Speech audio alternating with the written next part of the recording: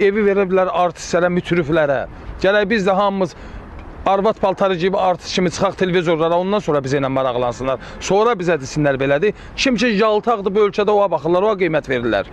Mərd mərdanə döyüşən, can qoyan oğlanlar kişilikdən danışanda deyirlər ağzınızı yaxalın, kişi var indi. Bu sözü qulağımızla eşitmişik.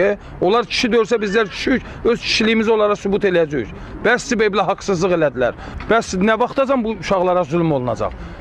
Evi rüşvətlə ev verirlər, Qarabağ əllərinə ev veririk, pulsuz, pənəsiz ev tikiliyor. Hamısı yalandır.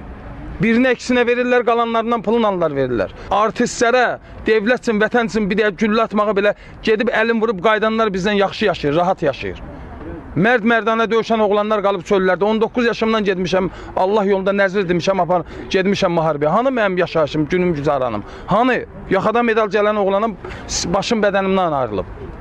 Hansı qayğını verib devlət mənə? Bu bəzi qudurmuş məmurlar bir mənalı şəkildə bunlar qudurublar, əməlli başlı azğınlaşıblar. Bunlar bizi didib parçalayıb yemək istəyir. Biz deyəndə ki, biz Qarabağ əlliyik, biz öz haqqımızı istəyirik, biz yaşamaq istəyirik.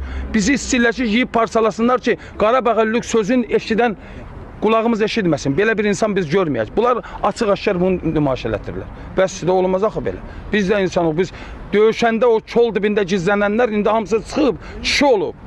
Ən bərk gedən maşınlarda onlar gəzir, evlərdə işlə. Biz də balaca bir də çoğma istəyirik.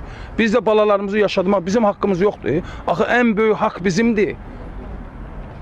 Oğru elə çığırdı ki, doğrunun bağrı yarıldı. Bu misallar çəkirdilər. Amma bu fakt bizim həyatımızda özünü əks elətdirir.